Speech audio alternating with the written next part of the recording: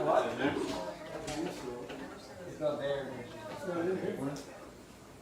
This one is not. I haven't seen it. You guys can look. Can you make me see it?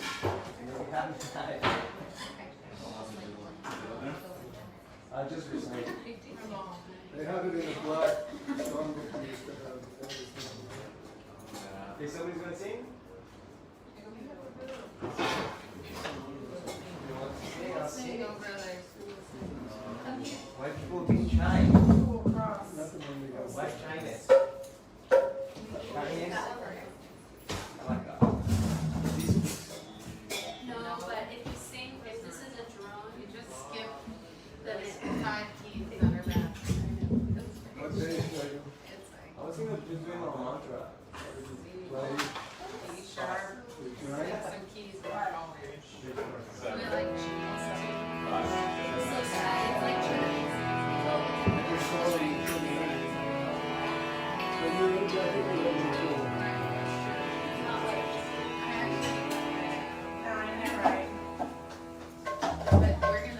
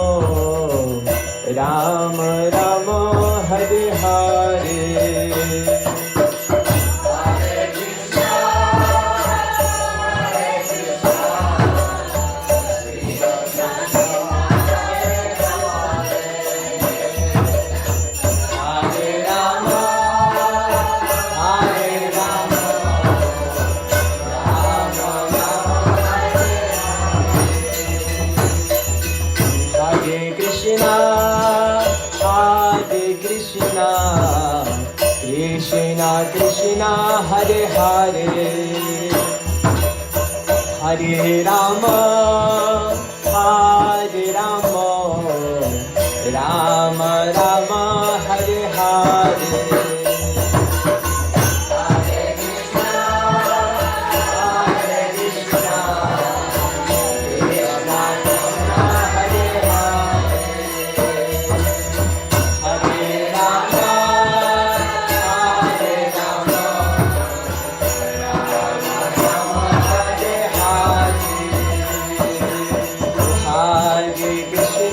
Hare Krishna Krishna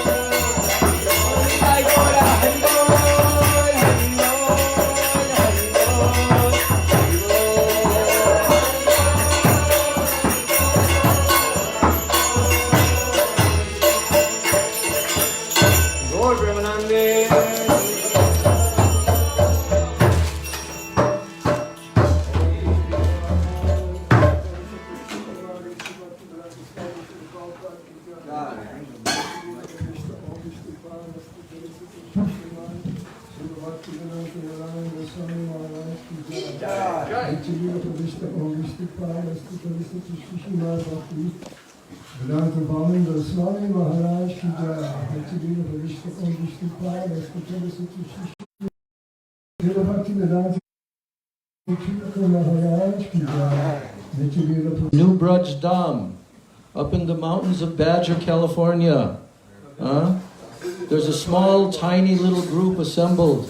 Vridha Vaishnavam Vancha Kalpa Tarubhyascha Kripa Sindhubhya Evacha Patitanam Pavanebhyo Vaishnavebhyo Namo Namaha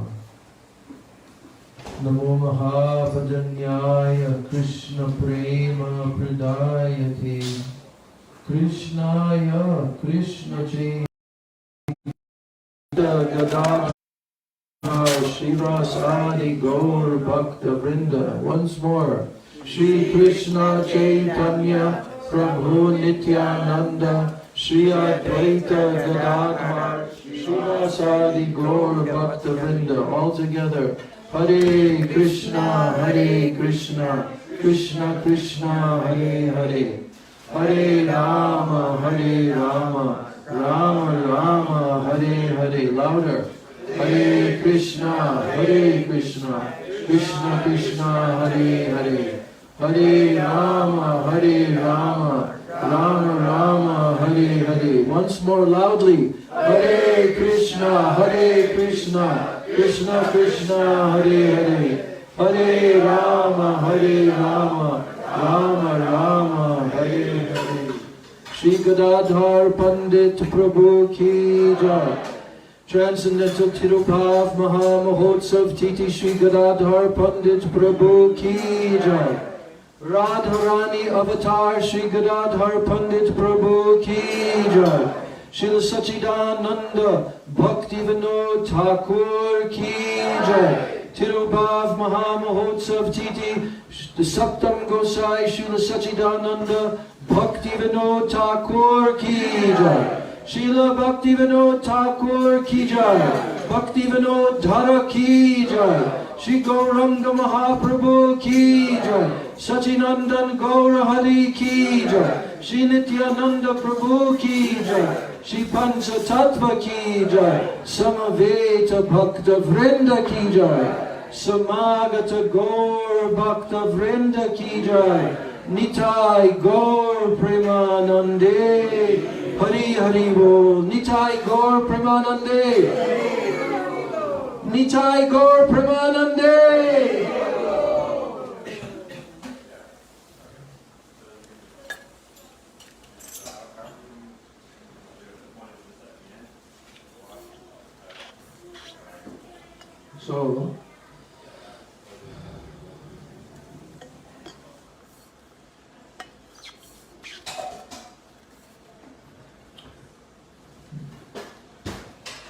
So first of all, Srila Gurudev is beginning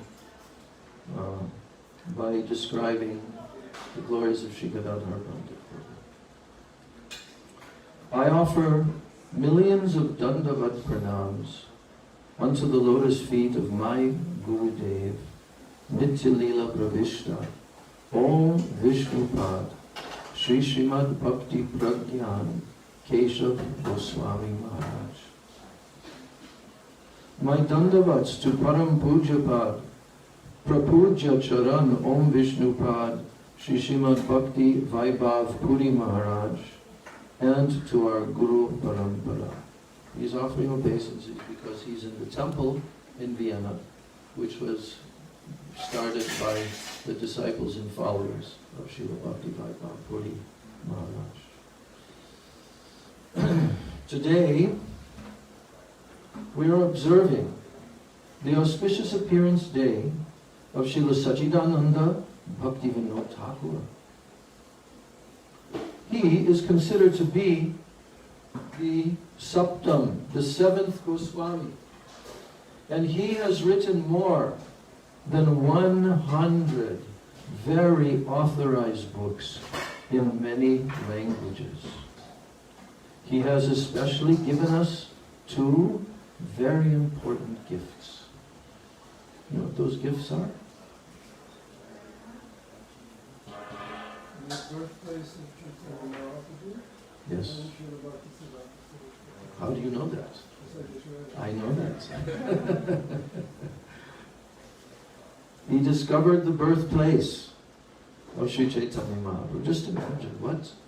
Just try to imagine in the context of time that we are now in the beginning phases of this Kali Yuga, Danya Kali Yuga.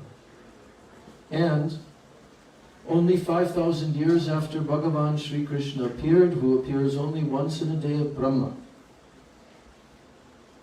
8.6 billion years.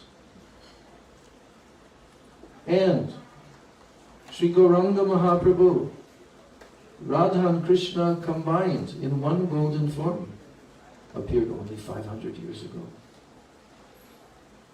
And then the 6 Goswamis, they appeared, and in their line of disciplic succession, about 300 some years had gone by, and this great personality, Srila Sachidananda Bhaktivinoda Thakur, appeared. But when he appeared, no one knew where is the birthplace of Sri Chaitanya Mahaprabhu. It had been lost in time. Can you imagine that? Huh?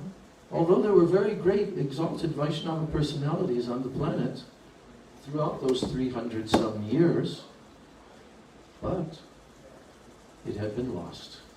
And certain individuals were claiming that they knew where the birthplace is. That's what actually took place, is the misinformation campaign of these personalities claiming that Mahaprabhu was appeared in Navadvip side, the present-day town of Navadvip. Still to this day, they have a temple, they have a little campus there, and they declare to all the pilgrims that that's the birthplace of Sri Chaitanya Mahaprabhu. But Bhaktivinoda Thakur, he did not accept this. He had researched the Vedic literatures, he had researched Sri Chaitanya Charitamrita, Chaitanya Bhagavat, authentic texts. He had researched also old maps, very old maps from the time of when the British first came to India and so forth. And of course, the reason why this confusion happened is because over time, the Ganga is shifting its course many times. Sometimes flooding, even now. 1 or 2 or 3 or whatever number of years goes by, then a big flood comes again, like that. So by the will of the Lord, the birthplace of Chaitanya Mahaprabhu had become forgotten for almost all of the people. There's a chair here, Rangalata, you can sit. Come.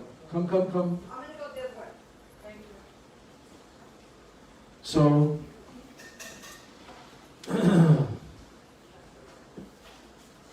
Srila Bhaktivinoda Thakur is an empowered personality. He's not an ordinary jiva.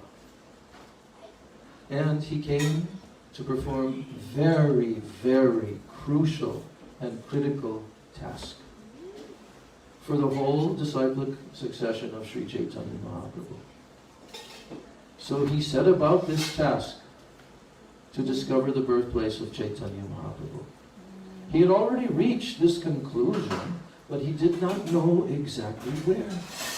He'd already understood it's definitely on the Mayapur side, but he did not know exactly where. So then what happened? At night, standing on the veranda of his house, overlooking Sridham Mayapur across the river Jalangi, to this day, still there, his house, everything. And he saw lights coming in the distance. He saw lights coming. There was no electricity at that time there. But he saw these very bright lights coming down from the sky. The next day he went there. And when he came to that area where he saw the lights, now he began to inquire from the local people. And of course in India and in villages and so forth, there are oral traditions, that are handed down for hundreds of years. They are a type of praman, but not exactly. Right? But nevertheless, following those clues, asking from the local people, they showed him a place that had a mound. And on this mound, there were tulsis growing. And the people told that no one planted these tulsis there, but they're growing there. And they're always there, these tulsi plants. So when when Srila Bhaktivinoda Thakur went there, then he began to come to the conclusion, this is the actual place. Now he himself could have made that declaration because why? Because he's a Maha Bhagavat. But he was in government service at the time. He was also very well known by the British. He was looked upon as a family man, but a very great personality he was looked upon. But the credibility factor was not complete enough. There had to be one personality who could actually come and directly proclaim that this is the birthplace. So Srila Bhaktivinoda Thakur knew that this is the birthplace, but he organized a whole group of Vaishnavas, advertised it even in the newspaper, and to establish this place, he advertised that Vaishnava Sarvabhauma, Srila Jagannath Das Babaji Maharaj, who was considered the topmost Vaishnava in all three Dhams, in Navadvip Dham, in Vrindavan Dham, in Jagannath Puri Dham. And he was accepted by all Vaishnavas. So, at that time he was at least about 120 to 140 years old. We heard that he lived for 140 years on the planet. And he was very elderly and also crippled. And he had one servant named Bihari. And Bihari was very strong. He was a very, very sincere, surrendered disciple, very special personality in himself. And he would always carry Srila Jagannath Das Babaji Maharaj on his head in a basket. I mean, he carried for many miles. He went on long, long tours all over India, all over the Dhams especially. So now he's carrying him on his head, and they're approaching with huge kirtan, Maha Sankirtan. And as they approach that place where the Tulsi mound was, Jagannath Das Babaji Maharaj began shouting, Jai Sachinandana! Jai Sachinandana! And he leaped out of the basket and he began jumping very high in the air, chanting Jai Sachinandana. What was he chanting? Jai Sachinandana. Much louder. Jai Sachinandana.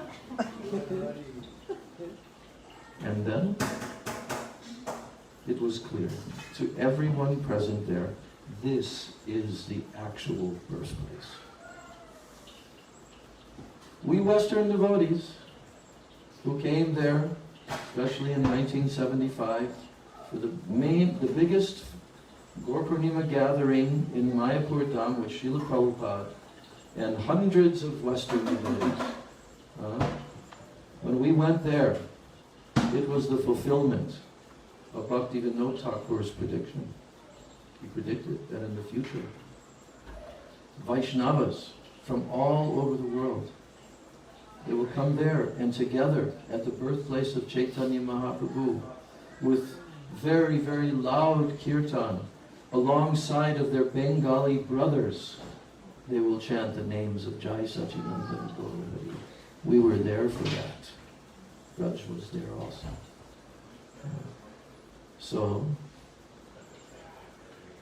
that contribution of Srila Bhaktivinoda Thakur will never ever be overshadowed again.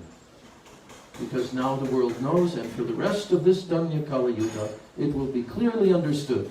So just try to understand in perspective how great of a contribution that was.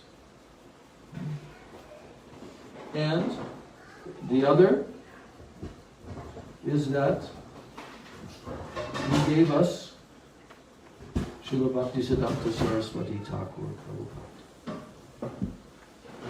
He gave that to the world. He gave that personality to the world.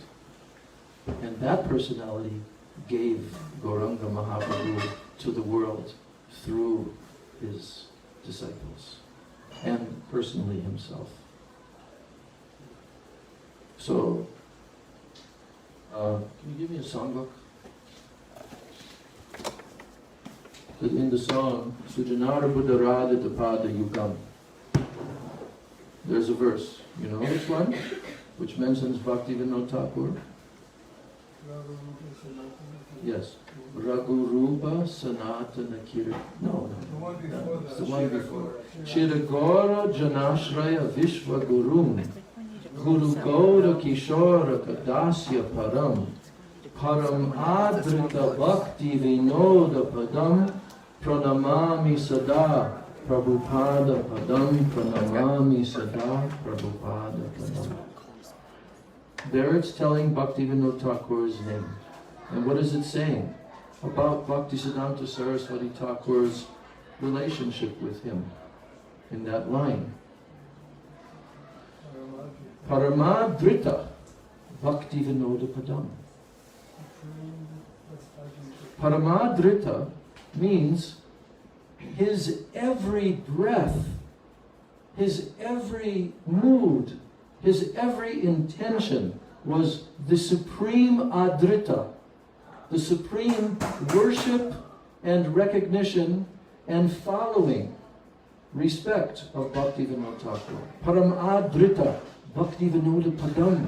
The lotus feet of Bhaktivinoda Thakur was his life and soul.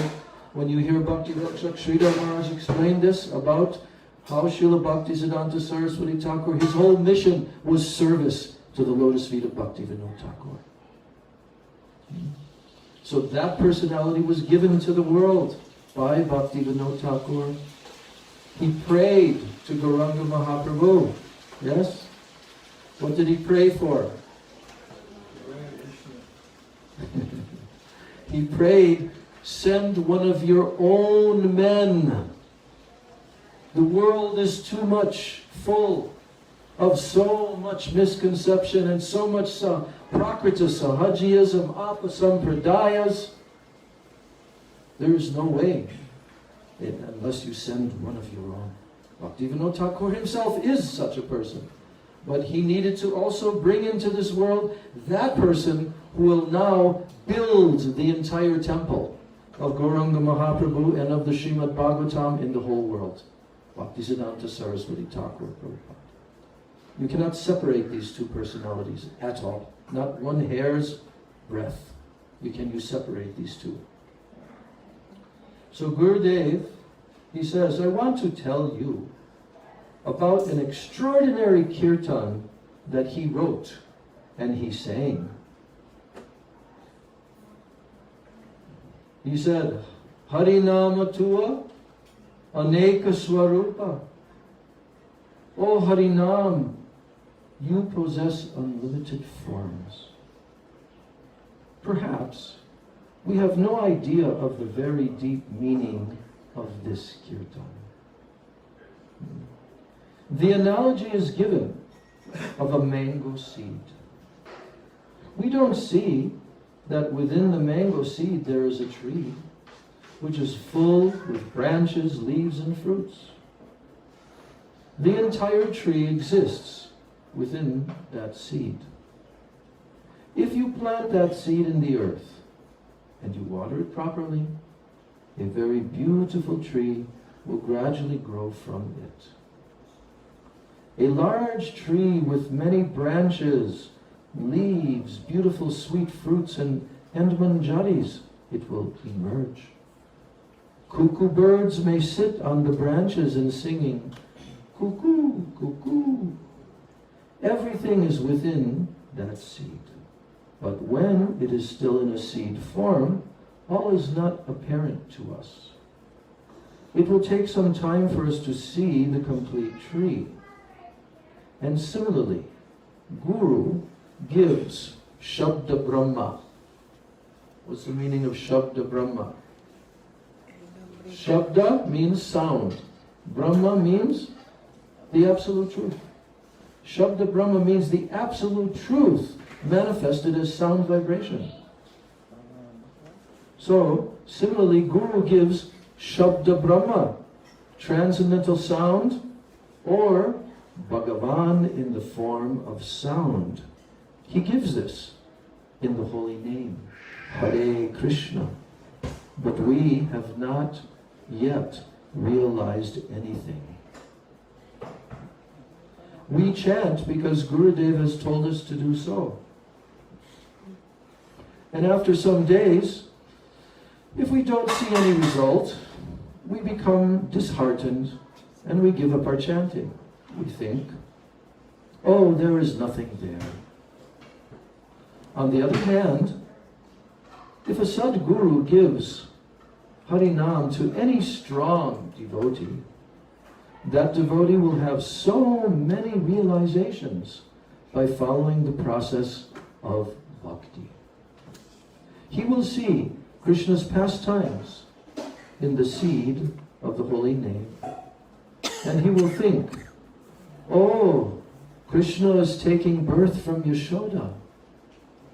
And he will think, Nanda Baba is supporting and nourishing Krishna. Krishna is very restless. He is stealing butter from different gopis. And he is wrestling with Baladev Prabhu.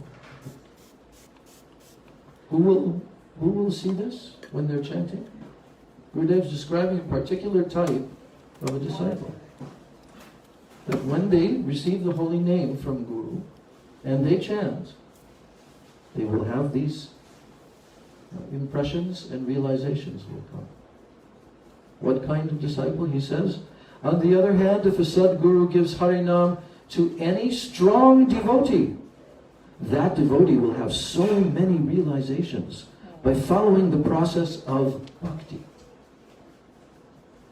So, all the pastimes of Krishna are present in the holy name. And a pure devotee can see them all. If the disciple can realize the meaning of this kirtan, which kirtan? Harinamatua Aneka Swarupa, where every different names of Krishna are given by Bhaktivinoda Thakur, and how those names are representing his pastimes. So he's saying,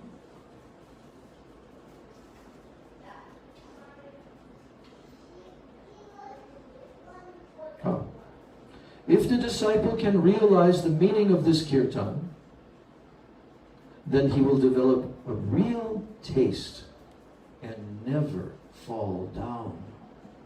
But he must develop some taste. A devotee may receive Harinam from his Gurudev and begin chanting, but if one is not becoming free from anarthas and is not developing a taste, he will give up chanting and his devotional service as well. There are many examples of persons who have been renounced sannyasis for 20 or 30 years. Such persons may even have initiated disciples. However, after years of service to his Gurudev, he may conclude, I am in a dilemma. I have not realized anything. Everything that I believe to be true is false. I am giving up my sannyas and my chanting and remembering. I will no longer cheat others. I'm going to marry and start a real life. Why is Gurudev telling this in this particular lecture? Because he's in Vienna, Austria. And he's in a temple of another line of Gaudiya Mat.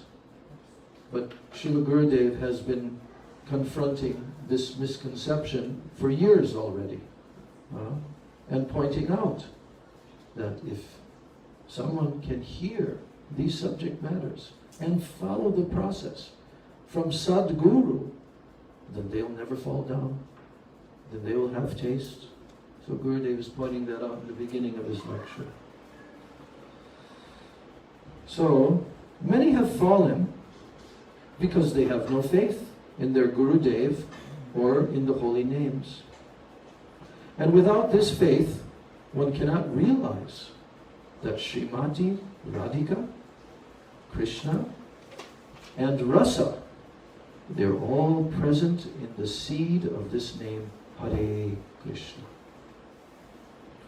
All the pastimes of Krishna described in this song, Harinama Tua, they are present within it. All the Braj Leela, Mathura Leela, Dwarka Leela, and Goloka Vrindavan Leela are there. Moreover, new pastimes, which have not been written in Srimad Bhagavatam, they can be discovered in this song. Our Goswamis, they discovered so many pastimes, and other Goswamis like Srila Bhaktivinoda Thakur may come and reveal more and more. You should aspire to be like our Goswamis. Have full faith in your Guru and continue chanting. Don't be satisfied with chanting only 16 rounds. This is not sufficient to control your restless mind, which is wandering here and there and thinking of worldly things.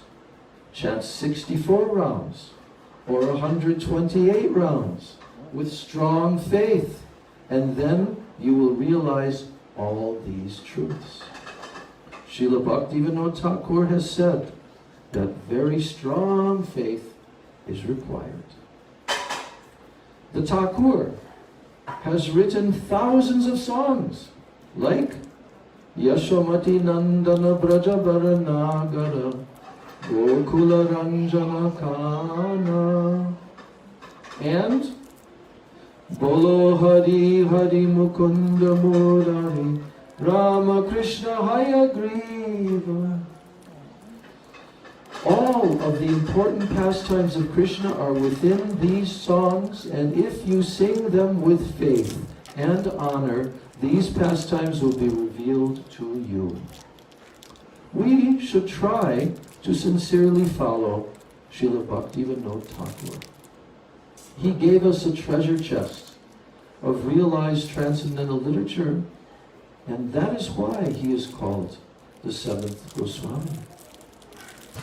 Srila Bhaktivinoda Thakur, he took birth in Ulagram in the Nadia district, very near to Mahaprabhu and the birthplace of Sri Chaitanya Mahaprabhu.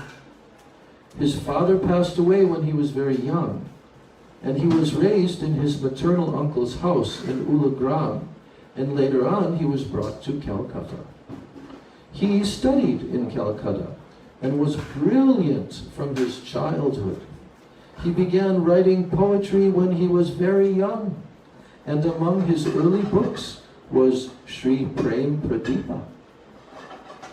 He was very friendly with the family of Rabindranath Tagore.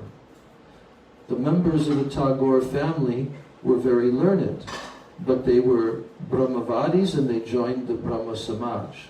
Do you know who Rabindranath Tagore is? You know? Yes. What was his uniqueness? Where's the microphone? The other mic. You had it before. Well, he's the first Asian to win the Nobel Prize for Literature. He won what? Nobel Prize. Nobel Prize for Literature. Wow. And what was significant about that? They've switched the mics. Okay, never mind. Yeah, because prior to that, this prize was just given to Western So he's the first Indian? Yes. So he was very famous at that time. Rabindranath Tagore. Even today in America they have the Tagore Society and so forth. He was very much esteemed. I think that was in the period around the teens, the 19 teens. He and Einstein became friends. Even him and Einstein, okay. Anyway, so Bhaktivinoda Thakur's family, it was very friendly with that family of Rabindranath Tagore in Calcutta. Oh, there's even another pastime I just remembered. How Bhaktisiddhanta Saraswati Thakur, he met with Rabindranath Tagore, and he was asking which particular devotees he should send, and what title that he should give them for impressing people in the West. That was when Sripad Bhakti Hridaya Bhan Maharaj was going to go. But Rabindranath Tagore eventually said, actually, if a person like yourself goes, then it will definitely go everywhere. So, the members of the Tagore family, they were very learned, but they became Brahmavadis, and they joined the Brahma Samaj, which was a total Mayavadi, institution at that time. And they wanted to establish the philosophy of the Brahma Samaj, which was based on a mixture of beliefs from the world's major religions. Just mixed, hodgepodge. In his book Prema Pradipa, Srila Bhaktivinoda Thakur opposed the philosophical principles of the Brahma Samaj. Now during this time, the Thakur visited different universities in Calcutta, where he lectured and he gave classes that were widely appreciated. He was also writing many articles about Sri Krishna and Sri Chaitanya Mahaprabhu. And after some time, he left Calcutta and he went to live at his grandfather's home in Orissa. His grandfather was a teacher, and Srila Bhaktivinoda Thakur also became a teacher while living there. After that, he went to Jagannath Puri, and he was appointed deputy magistrate for that district. The government, recognizing Srila Bhaktivinoda Thakur's abilities and his high qualifications, they assigned him the additional post of supervisor of the Jagannath temple. Many significant events took place while Bhaktivinoda Thakur was there. The members of one group offered him a bribe of 300,000 rupees, and they told him, you know how much that is? It's like millions of rupees in today's money, 300,000 rupees. So they bribed him, and they told him, we want to put a statue of a dog on the top of Jagannath temple. I never heard this pastime before. Can you imagine? They wanted to prove that there is no difference between Jagannath, Baladev, and Subhadra and a dog or a cat. These people thought all living beings are Brahman and are equal. If Ganesh, Shakti, and Shiva are Brahman and are worshipped, why not worship a cat or a dog? They are all the same Brahman. Can you see how far deviated Mayavad conception can go? That's why it is the ultimate enemy of Sanatana Dharma. Has to be completely crushed. And that's why our acharyas wrote books and completely preached against it. And that's why Srila Prabhupada put it in his pranam mantra. How did he say that? Nirvishesha shunyavadi paschatya deshataya. So to show that there is no difference between God and the ordinary jiva, this group wanted to put a statue of a dog on the top of the mandir.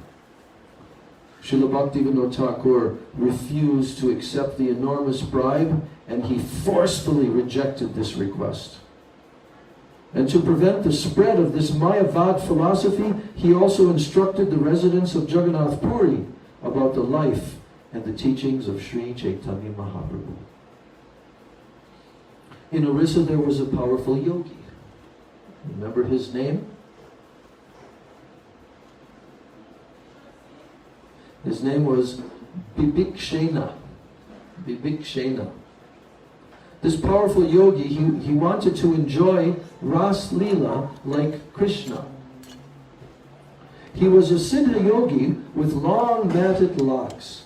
When he would shake his head from side to side, his locks would stand on end and flames would shoot out from his hair. If he came to the West, everybody would fall at his feet, "Your God." So he openly declared throughout Orissa, "I am Sri Krishna, the Supreme Personality of Godhead.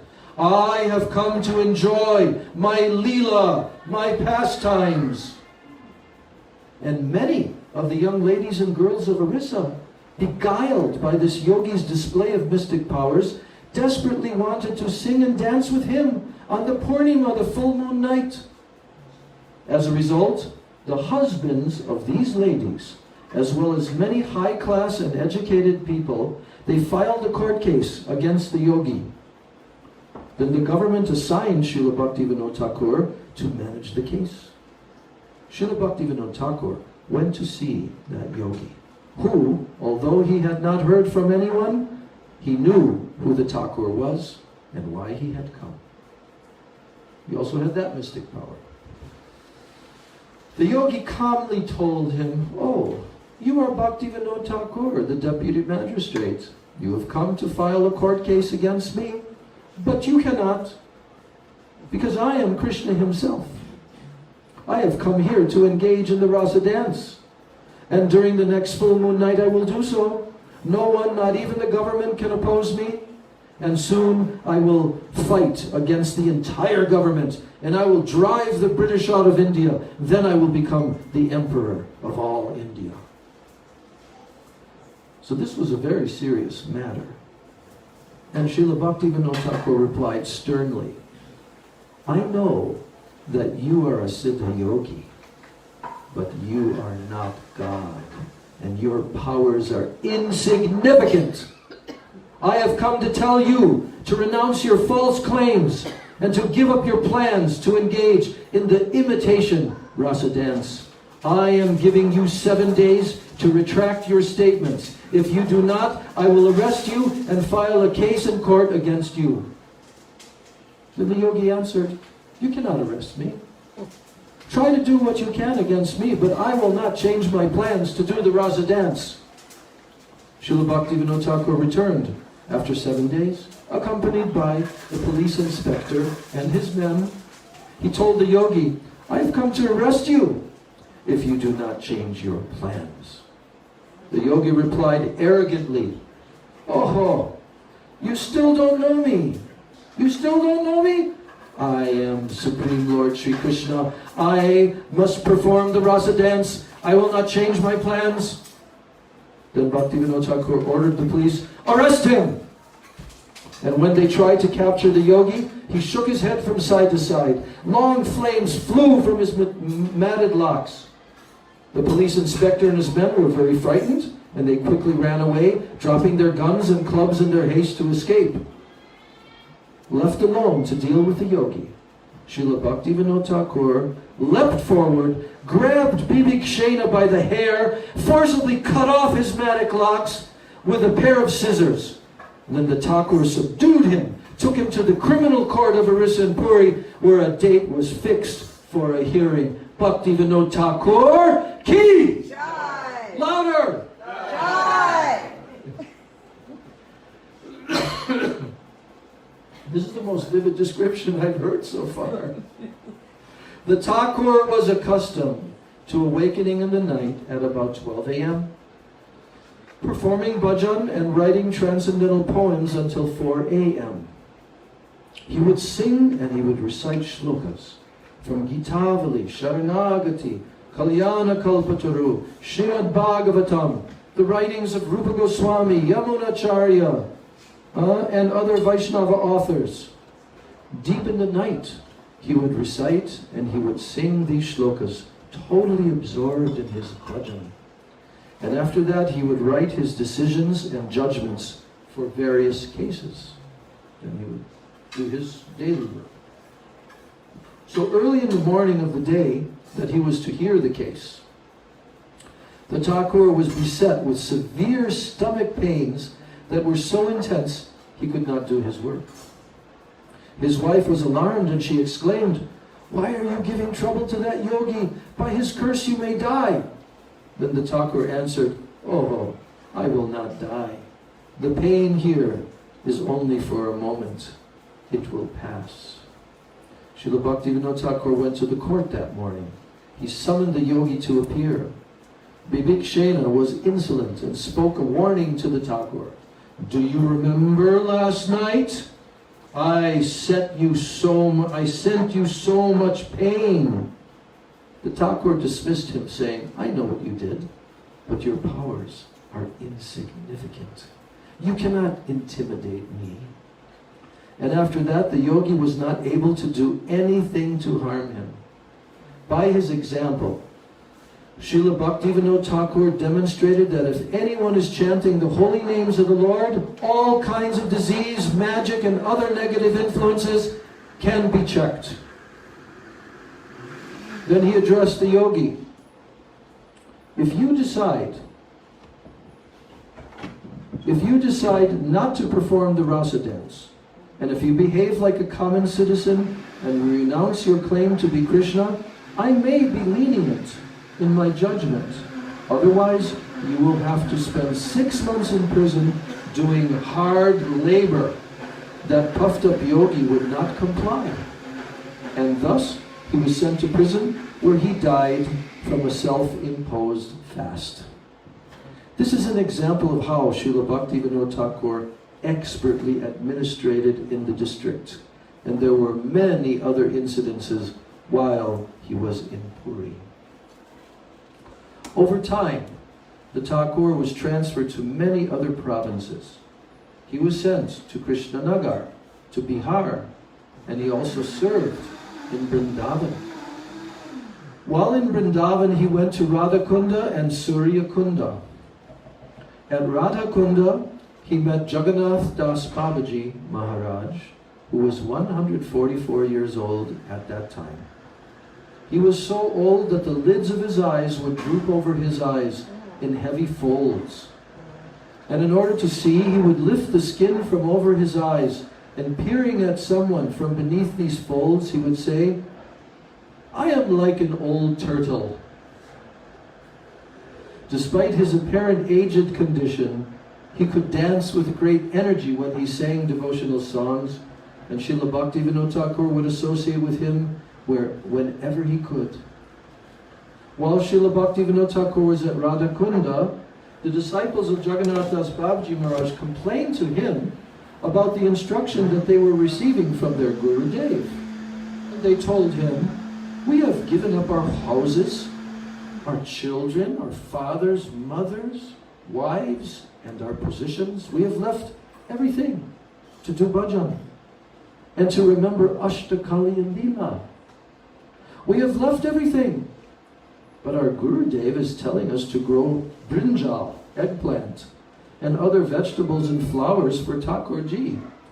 We did not come here to grow vegetables, flowers, and fruits. Sir, should we return to our homes? We don't know what to do."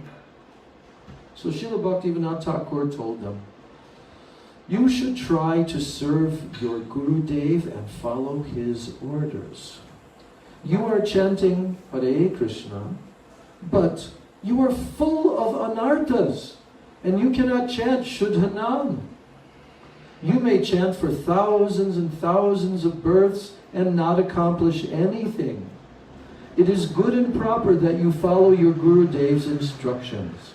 You cannot remember the pastimes of Krishna while you are contaminated by these anarthas. If you try to remember the Ashtakaliya Leela before you are purified, the desire for young women and other material things will rise in your heart. You will soon give up your bhajan to become involved with women, and you will return to worldly life."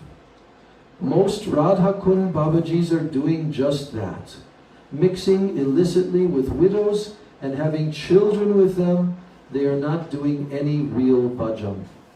Do not fall down like them. You should follow your Gurudev's orders.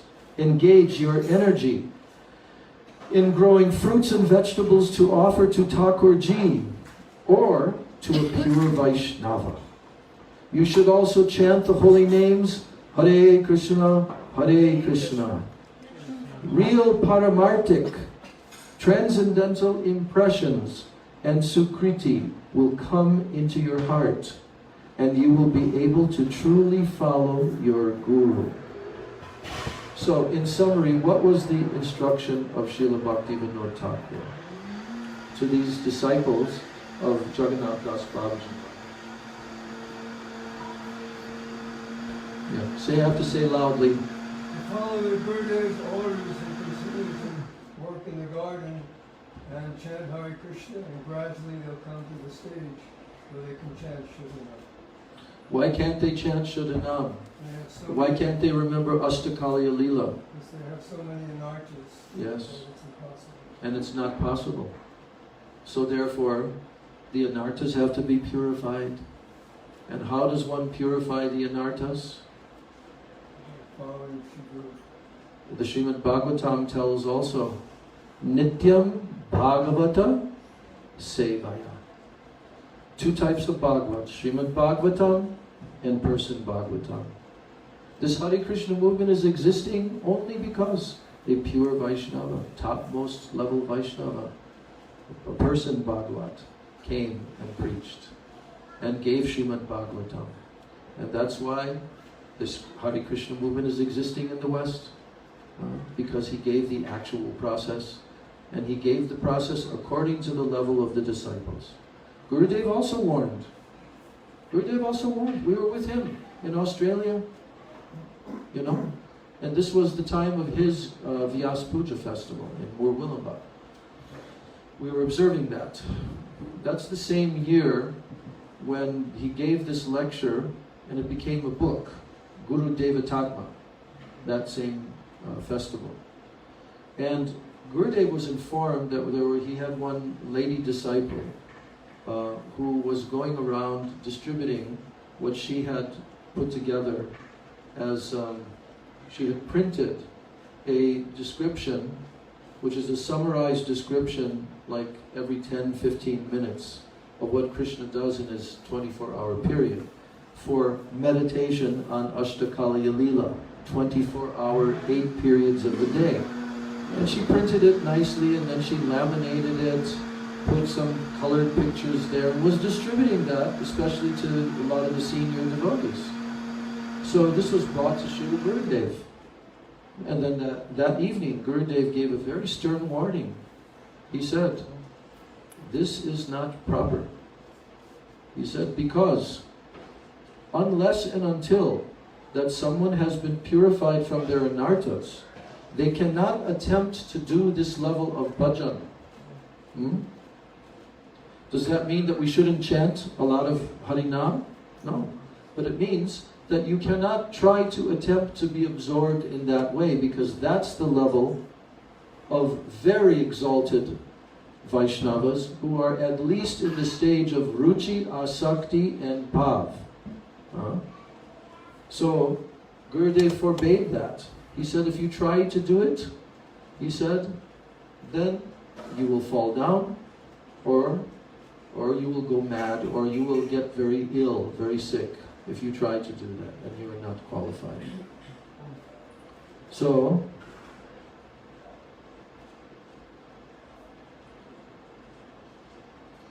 if one follows properly, Gurudev is saying that you should chant the holy name, and you should follow your Gurudev's orders, engaging your energy in growing fruits and vegetables to offer to Thakurji or to a pure Vaishnava. And you should also chant the holy name. Then, real paramartic impressions. What is that? Transcendental. Paramartic means transcendental. True paramartic impressions and paramartic shraddha. They will come, and sukriti will come into your heart. and you will be able to truly follow your Guru. Then, as chanting, remembering, and performing kirtan cleanses these anarthas, then all the pastimes of Krishna will automatically enter your hearts. Don't follow the example of the Radha Kunda Babajis. They don't know Vaishnava etiquette. They don't even know how to clean themselves after using the latrine. They certainly don't know any Krishna Tattva, Maya Tattva, or Jiva Tattva. Ignorant persons who have left their homes, they arrive here knowing nothing about Siddhanta. These Babajis will cheat them, and for only 2 rupees give them a false Siddha name and a false Siddha Deha. And they will say, now you are a gopi. Your name is Lalita or Vishaka. So this is abominable. So in his Jaiva Dharma, Srila Bhaktivinoda Thakur has written everything about the authentic process to become a Paramahansa. Jaiva Dharma is the essence of the Vedas, the essence of the Upanishads, Srimad Bhagavatam, and the writings of Sri Rupa Goswami, Sri Raghunath Das Goswami, and our Guru Varga. Ashtakali Leela is described for those that are advanced. But how does one become qualified to understand it? One must systematically study Jaiva Dharma from beginning to end, starting with the first part, where there is a description of the material world, and then proceeding through a study of Das Mool and all the tattvas. And by following Jaiva Dharma properly, your anarthas will gradually disappear, and you will be able to practice bhakti as exemplified by the 2 disciples, Brajanath and Vijay Kumar. 2 characters in Jaiva Dharma. They practiced first in Navadvip and then in Puri. And they were completely conversant with all the teachings of the important literatures by our Guru Varga, including Bhakti Rasamrita Sindhu and Ujjvala Nilamani. They had realized all the stages of praying, Vibhav, Anubhav, Satvik, Vyabhichari Bhav, etc. And thus they received real Diksha. And they were blessed with a vision of Lord Chaitanya Mahaprabhu dancing with Lord Nityananda and all of their associates. Brajanath's uncle, Vijay Kumar, he was a Paramahansa who had renounced his worldly life, and he was remembering Ashtakali Leela on the seashore. As unlimited waves appear, one after another on the seashore, so it is in the ocean of rasa. Krishna is that ocean of rasa. And the innumerable waves are the different bhavs, the spiritual emotions experienced by the devotee, such as bhav, anubhav, satvik, vyabhichari, udipan, and alamban. Anyone can become qualified to understand Ashtakali Leela by attentively and respectfully hearing Jaiva Dharma. Without this knowledge, one cannot become qualified. But one must start from the beginning. Hearing with honor will help one to develop strong faith in Gurudev and to follow his instructions. What will help us to develop strong faith in Gurudev and to follow his instructions? Hearing with what? What does that mean? Hearing with honor. What does that mean? Submission, respect, worshipful mood. Take it seriously. Yes, that means respecting it. Disrespecting it means not taking it seriously. So Gurudev has pointed this out, to hear with honor. This will help one to develop strong faith in Gurudev and to follow his instructions. We should be eager to do so. Don't jump to the top of the rasa tree. Begin from the root. Follow the process. Srila Bhaktivinoda Thakur is given in Jaiva Dharma. Serve your Gurudev. Have strong faith in Sadguru and Vaishnavas. And always be in good Vaishnava association. Srila Bhaktivinoda Thakur, he has written that the ultimate goal of life is described in the Srimad Bhagavatam. Now Gurudev quotes the famous verse. If you know it, you can say it along with me.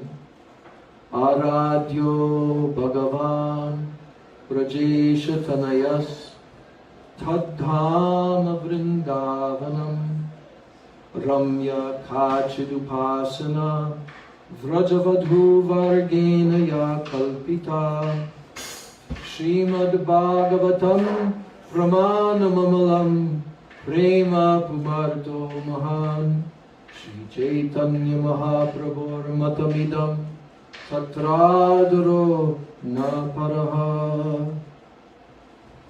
The Supreme Personality of Godhead, the son of Nanda Maharaj, is to be worshipped along with his transcendental abode, Vrindavan. The most pleasing form of worship for the Lord is that which was performed by the gopis of Vrindavan. Srimad Bhagavatam is the spotless authority on everything. And pure love of God is the ultimate goal of life for all men. These statements, for which we have the highest regard, they are the opinion of Sri Chaitanya Mahaprabhu, and we are not interested in anyone else's opinion. So, what are the things mentioned here in order? First, Aradhyo Bhagavan Brajesha Tanayas. What does that mean? Listen, let's bring this other mic here. Bring this other mic, and we'll switch it with this mic. Because this is a long cord mic, and it should have been here in the first place. Well, we just did this now, so it's too late.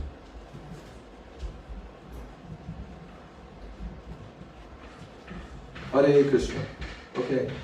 This is the supreme worship of the Lord, along with his Dham Shri Vrindavan. Aradhyo Bhagavan Brajesha Tanayas. Aradhya means worship Krishna. Yeah, so the question is, here's the question that's being answered by Vishwanath Chakravarti Thakur. Who is the Aradhya Dev amongst all the different forms of Bhagavan? Which Aradhya Dev did Sri Chaitanya Mahaprabhu declare to be his own Aradhya Dev? You know what Aradhya Dev means? Worshipable deity. So Aradhya Bhagavan Brajesha Tanaya. What does Brajesha Tanayas mean? Yes, the son of Brajesha. Brajesha means the Isha of Braj, the ruler of Braj. And that's Nanda Maharaj, the king. Okay? So that's the first point made. Then, Tadhama Vrindavanam. So that worshipable Bhagavan, his Dhamma, Vrindavan, is also Aradhya. It is also worshipable. That's the second thing. How many different points are being made here in this verse? 5. 5 important siddhantas are being given in this verse. Gurudev loved this verse. He used to speak it very, very often. Because you can't deviate. If you know what these 5 things are that Chaitanya Mahaprabhu has declared, then your aim and your goal becomes very easily achieved. Now, the second line is telling the third point. Ramya Kachidupasana Vrajavadhu Vargena Yakalpita. Now it's talking, first of all it's mentioning who is the worshipable deity, Aradhya Dev. And how his Dham is equally as worshipable as him. Now it's mentioning who are the topmost worshippers of that personality. So, who are they? And how did they worship? How did they worship? Ramya Kachit Upasana, their Upasana of Krishna, Vargena Ya Kalpita, the pathway of worship that they followed is the ultimate pathway of worshipping this Aradhya Bhagavan, the Braja Gopis. Then, the fourth principle, Srimad Bhagavatam, Pramanam Amalam. Srimad Bhagavatam is the supreme evidence on everything. It's called the Pramanam Amalam, Spotless. pure, spotless, infallible evidence.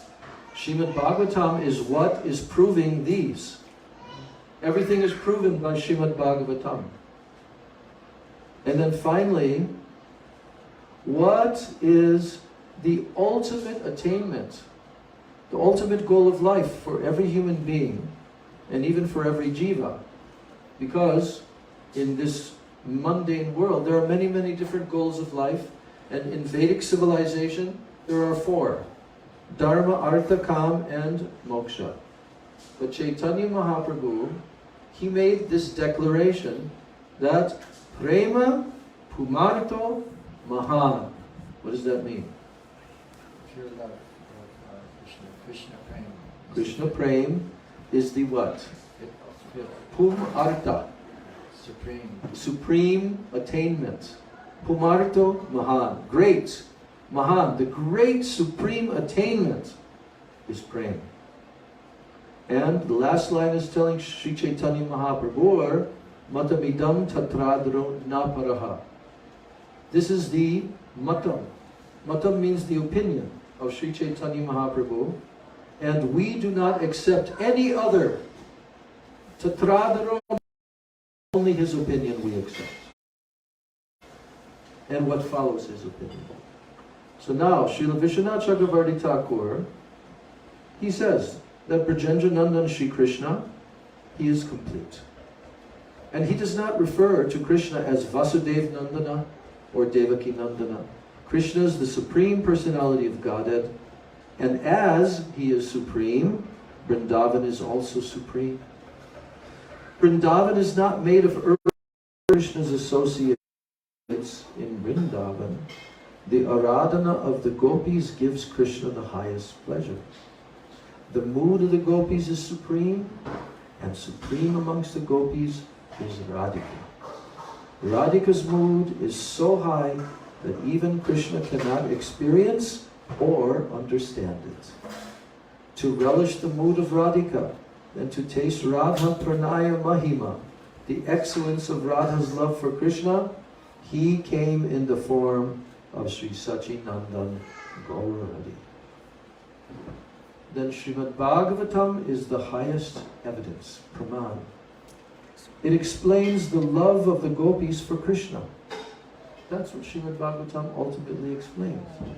The love of the gopis for Krishna. That's why it's the highest.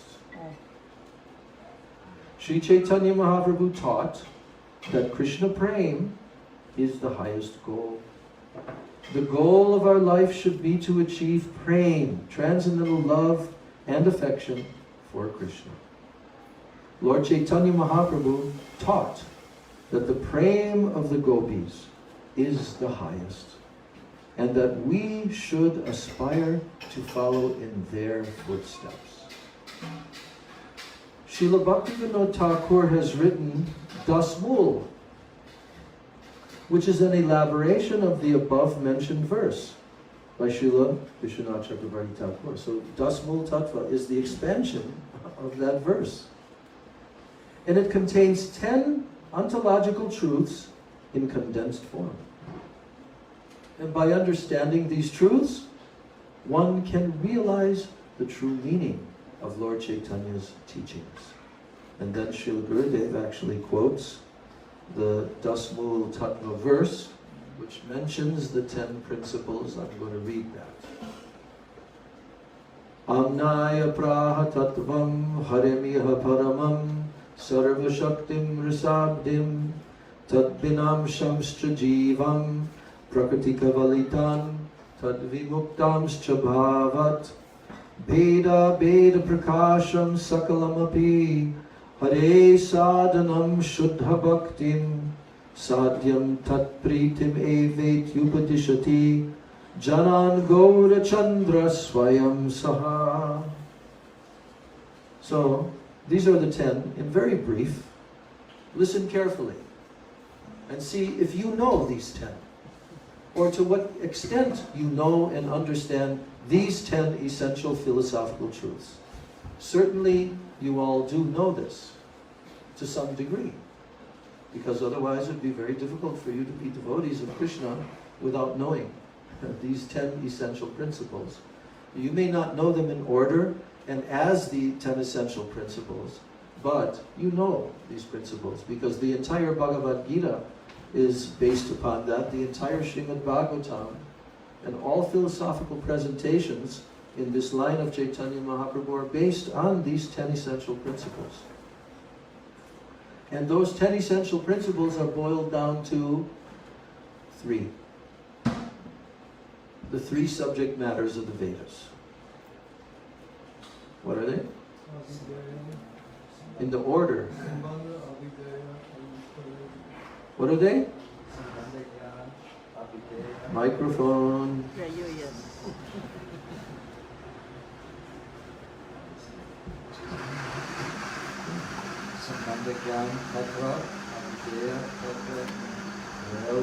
Can you explain these 3? Means to understand the interrelationship between the Supreme Lord, His internal energy, the jiva, His marginal energy, and material energy. That's the beginning. Yeah.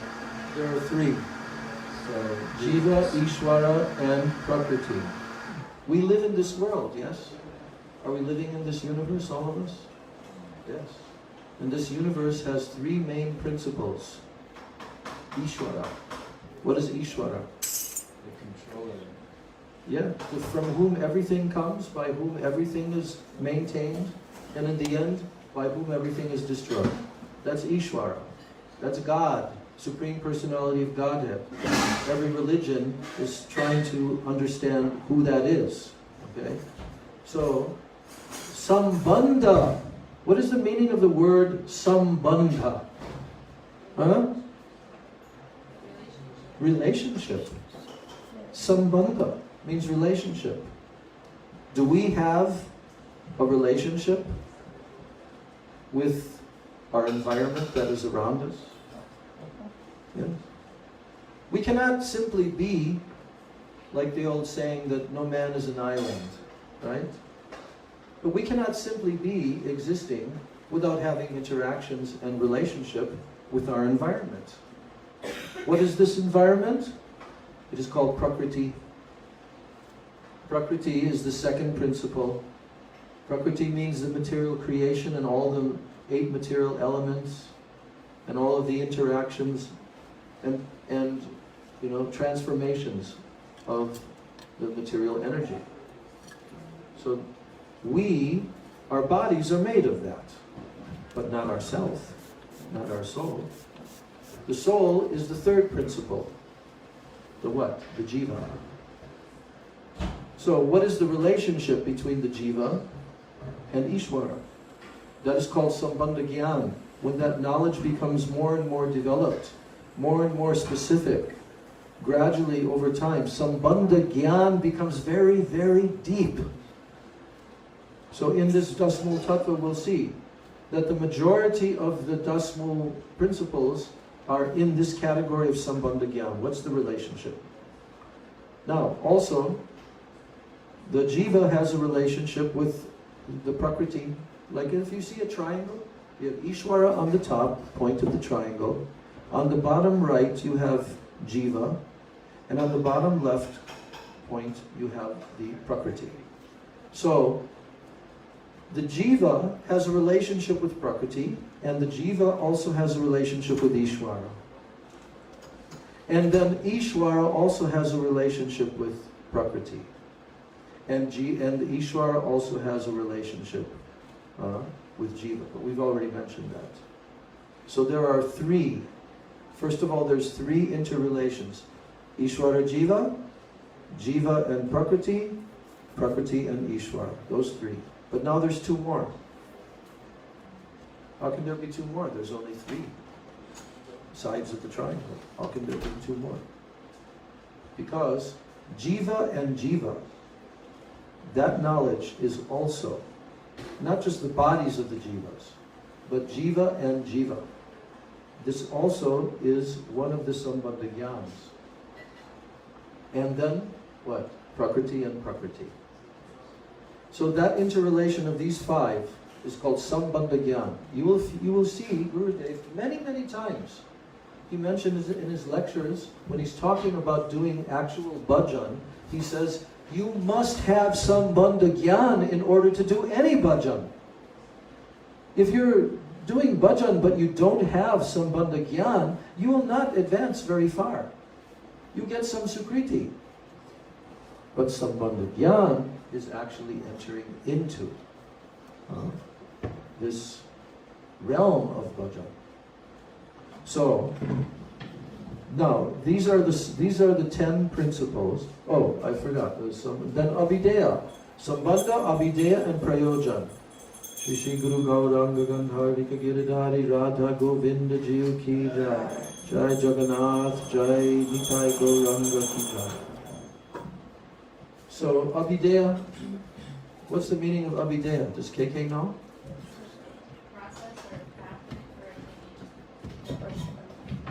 Tell. Abhideya means the process or pathway for attaining the goal. Yeah, okay. Well, we'll do both at the same time. What does the prayojan mean? And prayojan is the ultimate goal of that Abhideya. Which is? Krishna praying. Okay. And in the Dasmul Tattva, it's also mentioned what is the Abhideya. Sadhan Bhakti. Okay, that's correct. Yeah. But specifically, Shuddha Bhakti. Pure Bhakti. That's why Gurudev always told in every single festival, here's the definition of pure Bhakti, you have to try to do pure Bhakti. Gurudev was not here to give or to support any kind of mixed Bhakti. He wanted his disciples to understand what is pure Bhakti and to strive towards that. Mixed Bhakti, there's plenty already. You don't have to, how do you say, invent and promote another type of mixed Bhakti. So in this way, the Dasmul Tattva I'm reading it, Praman. It's very important what Srila Bhaktivinoda Thakur has given in the Jaiva Dharma, because he's given an entire chapter for each one of these 10 principles. And if you read and study that chapter, you will perfectly understand how to present the philosophy of Chaitanya Mahaprabhu and follow it. I'm just mentioning that when I took sannyas, Gurudev, before that, when he told me he wanted me to do that, back in 1996, at the end of 96, in Malaysia. And he said, do you know Dasmul Tattva? I said, well, I've read about it. I've read the Jaiva Dharma. That was the old Gaudiya Math version that I had read, translated into English. He said, do you know the shlok? I said, no. Then he told his secretary, tell him the shlok. Then he read that shlok that I just read, the Sanskrit, Amnaya Praha Tattvam. Then he said, if you want to preach, you must preach Dasmul. I'll never forget that instruction. If you want to preach, you must preach Dasmul. Why is he saying that? Because this is our philosophy. Whatever comes out of your mouth, it should be in accordance with this 10 essential principles. There are extreme, so many different expansions. Every single book by our acharyas is within the category of these 10 principles. Especially the Rasa Shastras of the Goswamis. What category of these principles is it in? Prayojan and Abhideya. How to perform pure bhakti, how to attain this ultimate goal. So, the first principle, Praman, I'm reading. It's very short. Praman, the teachings are, what does praman mean? We know that the word praman means evidence by which you prove something. But here it says that praman in this context means the teachings of the Vedas that are received through Guru Parampara. And there's a name for that. It's called amnaya. This means that which is committed to memory, amnaya.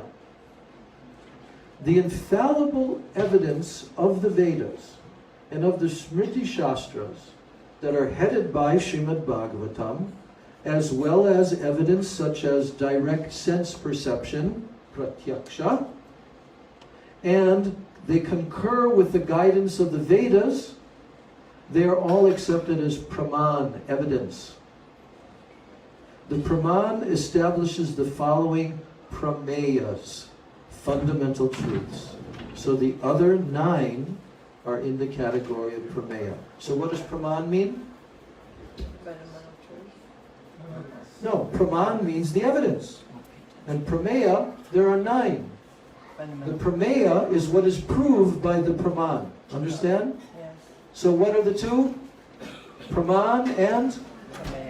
What's praman? What's prameya? Fundamental truth. That are established by the praman. Okay, good. So now, here's the 9. These are the 9 principles. And think about it. Do you know these 9? And to what extent do you know them? Number 2, Param Tattva. You know what Param Tattva means? The absolute truth.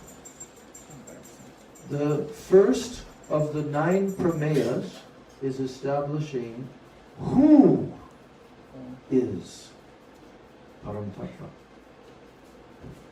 Christianity cannot tell you that. No other religion can tell you. Only the Vedas can tell you who he is. And here, Sri Hari alone is the supreme absolute truth. Then number 3. This is the second of the prameyas. That absolute truth, Hari, is Sarva Shaktiman. Sarva Shaktiman. What does that mean? Shakti means what? Shaktiman means possessor of Shakti. And Sarva Shaktiman means the possessor of all Shakti. Whatever Shakti exists, he is Sarva Shaktiman. So that's in the category of Param Tattva. These 3 principles. The first one, that he is Hari. The supreme absolute truth is Hari. That he is Sarva Shaktiman. And now the third one, Akhil Rasamrita Sindhu. What does that mean? Yes, he is the unlimited ocean. Sindhu means ocean. And here it says, he is the ocean of all rasa, nectarine mellows. So those 3 are in the category of Param Tattva. Now comes the 4th principle of the Dasmul. No, the 5th principle of Dasmul, but it's the 4th principle of Prameya. It is called Vibhinamsha Tattva. Everyone say the word Vibhinamsha. Vibhinamsha Tattva. Vibhinamsha Tattva. Okay, so this means that both the mukta, the liberated, and the baddha, the conditioned jivas, both of these 2 types are his eternally separated parts and parcels. Do you know this? Do you know that all jivas are eternally separated parts and parcels of the Lord? That's our category. We better know who we are. We better know what category we fall into. We're called Vibhinamsha jivas. I'm explaining this word, Vibhinamsha, because then you'll remember it. Vibhinna. Say this word, Vibhinna. Vibhinna. Vibhinna means differentiated or different. Okay, Vibhinna and Amsha. Say Amsha. Amsha. Amsha means part. So the jivas are called vibhinna amsha, differentiated parts and parcels of the Supreme Lord. This is quite the opposite of what the Mayavadis want to contend. That all jivas are one with the Supreme, there's no difference. No, the jivas are eternally separate and they're eternally vibhinna. They're different than Him. They're also one, but they're also different. So, here, two categories of jivas are mentioned. Mukta jivas, eternally liberated, and baddha jivas, conditioned souls. So, both of these are in exactly the same category philosophically because they are vibhinamsha. Means what? Vibhinamsha? Differentiated parts. Parts and parcels. That's why the word is used. When I first came to Krishna consciousness and I heard this term, that we are parts and parcels of the Supreme Lord. Did you think about that also? Why is the word parcel being used? Parts and parcels. Huh? Explain with the microphone. Parts and parcels. We're part, we're owned, we're a parcel, we're owned. What do you mean, like when you get a parcel from... Go a little further, a little deeper. Parcel. We're Parcel. eternally connected to Him. Parcel means that you're like a package. You're like an individual unit. You're a unit, okay? Part, but a part can be anything. But a parcel is a very tiny little fragmental unit, okay? So that's why the word is used by our acharyas to explain to the English-speaking world what is our relationship with the Supreme Lord. We are His parts and parcels because we're eternal just like He's eternal. We never die. We're not born. We're eternally existing just like He is. But we're tiny little parts and parcels, not like Him, who is Vibhu. Vibhu means He's unlimited, infinite. And Anu means atomic in size.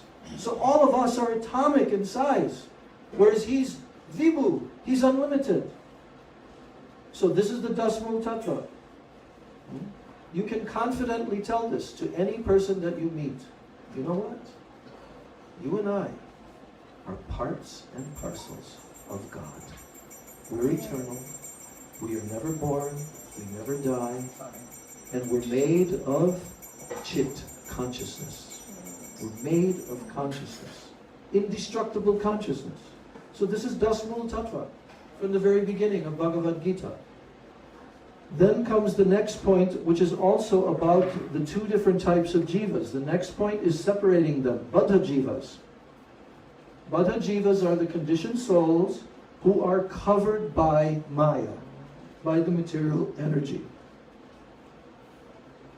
So guess what the next category is? The other type of jiva. The mukta jivas, who are liberated souls and absolutely free from Maya. This is the only difference between them. One category can be covered. The other are absolutely free. They are never ever covered. There's many reasons why Krishna's energy has manifested these two types of jivas, but that's another subject. So now comes the last three principles. The next principle is sambandha. What is the relationship between the jiva, between Prakriti, between the Supreme Lord? This is called achintya abed. Say the whole word. Achintya abed tattva. So, the entire universe, consisting of conscious, sentient jivas, chit, and also consisting of non-sentient matter, achit, is Sri Hari's achintya abed prakash. Prakash means manifestation. That is to say, It is His manifestation which is inconceivably both one with and different from Him. Both. Inconceivably. That's the 8th principle. The 9th principle is called Shuddha Bhakti. Shuddha Bhakti is the what? The process which is called Abhideya. Say that. Abhideya. Abhideya. Abhideya. Abhideya. The process. So here, in the Dasmal Tattva, how are you going to realize that, Supreme? Oh, you can hear like this, but you will not realize this fully. You will get little understanding on the intellectual platform, and maybe some degree of perception also. Well, I'm not this body. But to realize this, there's only one methodology. It's called Shuddha Bhakti. Pure devotional service to the Supreme Lord. So pure devotional service is the only practice, the only sadhana to attain perfection. And now comes the last of the 10 dasmul. Krishna Priti. Krishna Priti. You know this word, Priti? Huh? Yes, Priti. This is another word for love. In Sanskrit language, there are various words for love. There's a lot of different words, and in English, not many. But in Sanskrit language, there are many different words for love and for all the different types of emotions that are experienced on the material plane as well as the spiritual plane. So the word Priti means very intense love and affection. For who? Krishna. Krishna Priti, transcendental love and affection for Krishna, is the one and only final object of attainment. Sadhya Vastu. Sadhya means the goal, the attainment. And Vastu means the object. So the Sadhya Vastu is Krishna Prem, Krishna Priti. Now, in addition to the above, Srila Bhaktivinoda Thakur has given us a practical means to achieve our goal of Krishna Prem. He has done that in 2 lines. In 2 lines. He has given us a practical means to achieve our goal of Krishna Prem. He has encapsulated all the truths of the Vedas, the Bhagavatam, the Upanishads, etc. in 2 lines of a song. You all know this. You've all heard this song many, many times. It's the last stanza of the song. 2 lines in Bengali language.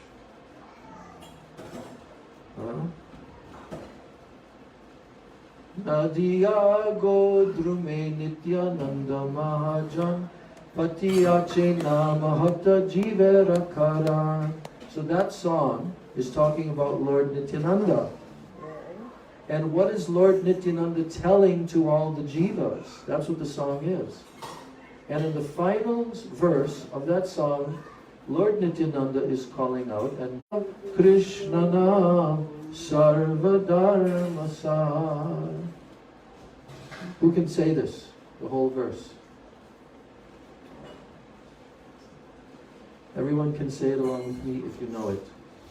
Krishna samsar karo chadiyanachar jive doya Krishna nam sarva dharma sar. Repeat after me. Just these few words.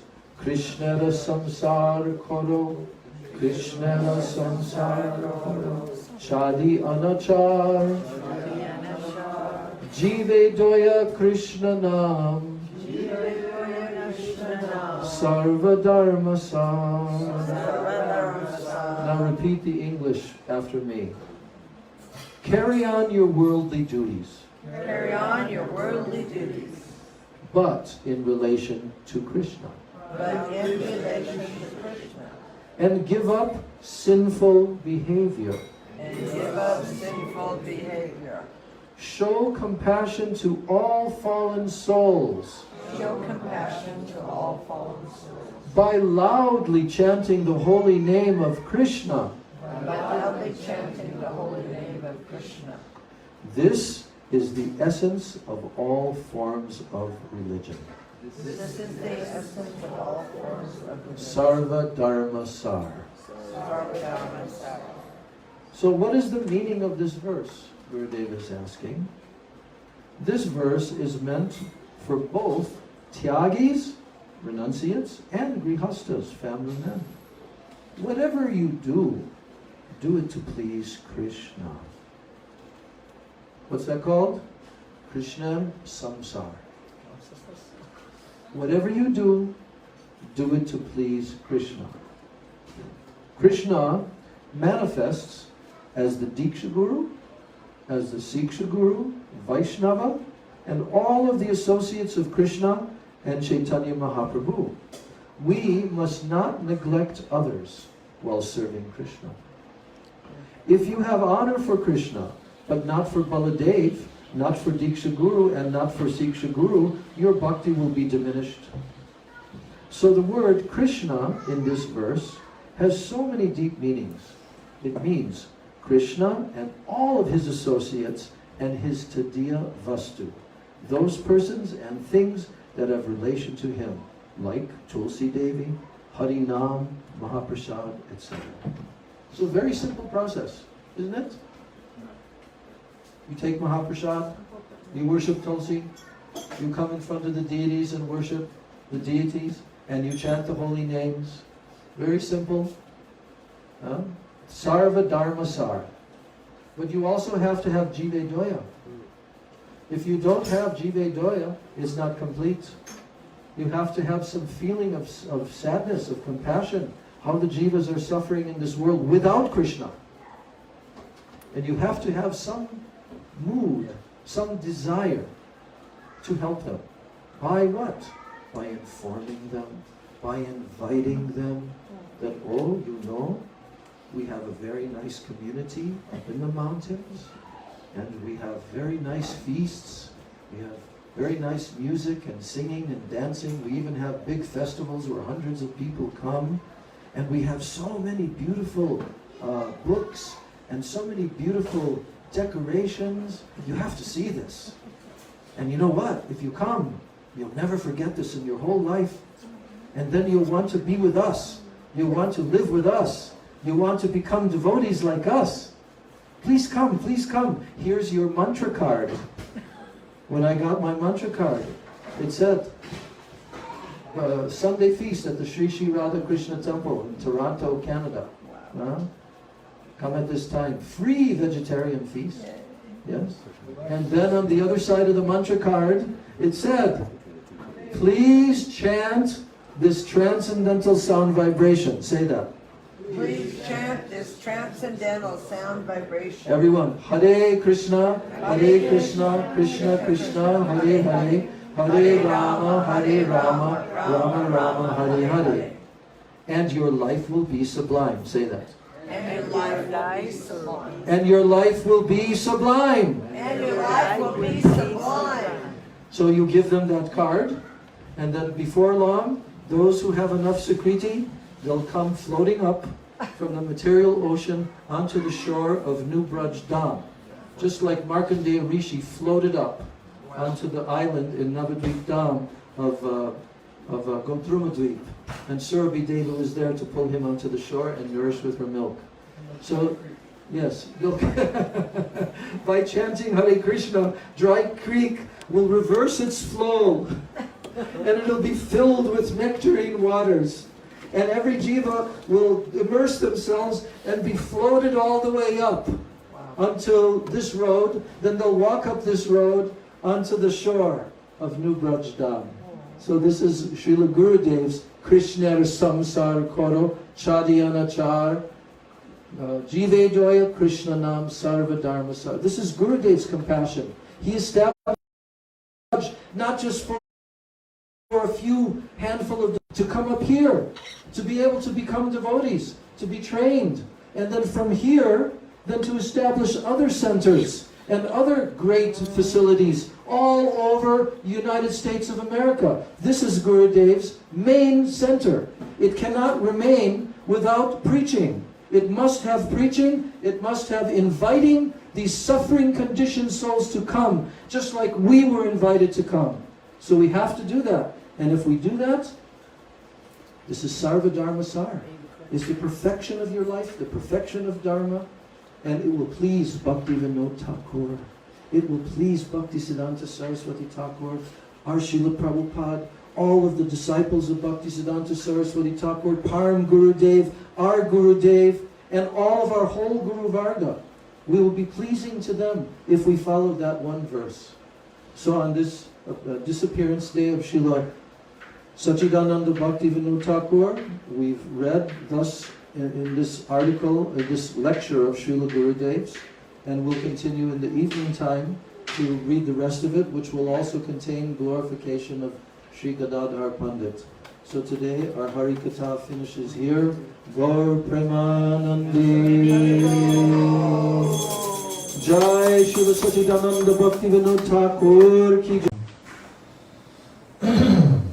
Mukam Kuroti Vachalam Pangum Langayate Girim Yat Kripa Tamaham Bande Sri Gurun Dinataram